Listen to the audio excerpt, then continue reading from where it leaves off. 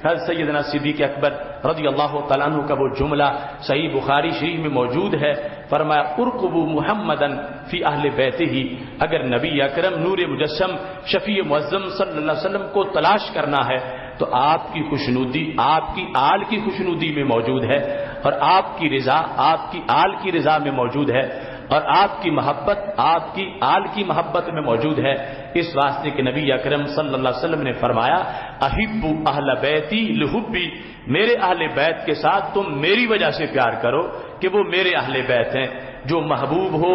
ان کے محبوب سے بھی پیار ہوتا ہے، جو محبوب ہوں ان کے محبوب کی بھی عزت دل میں ہوتی ہے۔ اس بنیاد پر سید عالم نور مجسم شفیع معظم صلی اللہ علیہ وسلم نے جہاں یہ فرمایا کہ اللہ اللہ فی اصحابی لا تتخذهم غرضا من بعدی فمن ابغضهم فببغض ابغضهم فمن احبهم فبحب احبهم، کہ میرے صحابہ کے معاملے میں رب سے ڈرتے رہنا، انہیں میرے بعد نشانہ نہ بنا لینا، جو ان سے بغض رکھتا ہے وہ مجھ سے بغض رکھتا ہے، اور جو ان سے محبت کرتا ہے وہ مجھ سے محبت کرتا ہے۔ یہاں نبی اکرم نور مجسم شفیع معظم صلی اللہ علیہ وسلم نے بالخصوص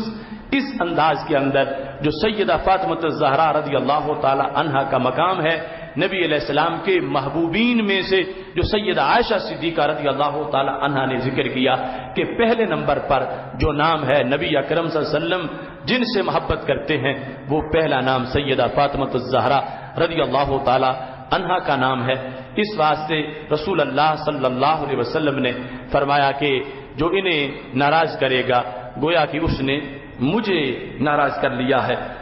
سید عالم نور مجسم شفیع معظم صلی اللہ علیہ وسلم نے ایک موقع پر عام اعلان کیا، مستدرک للحاکم میں وہ حدیث شریف موجود ہے، فرمایا نازل ملک من السماء، آسمان سے ایک فرشتہ اترا ہے،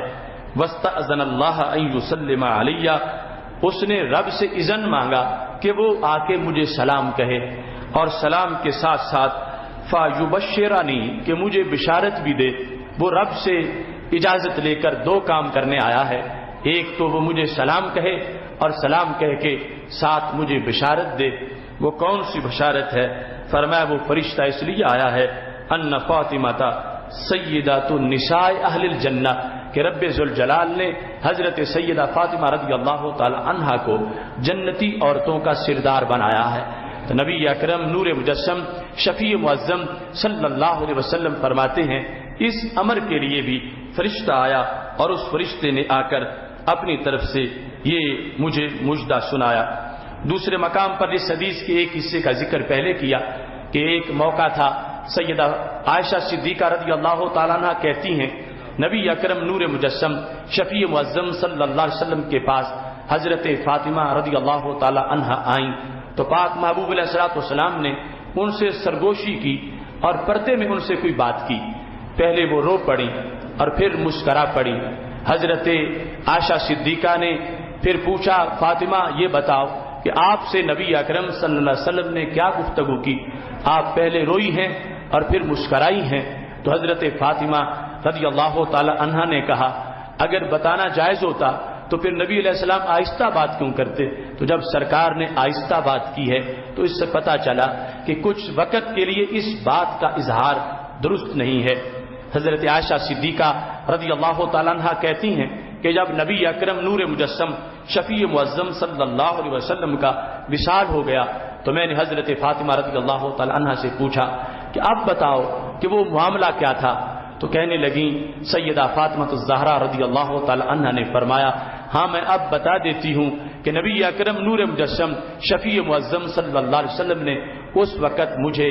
اپنے وصال کی خبر دی تھی جس کو سن کے میں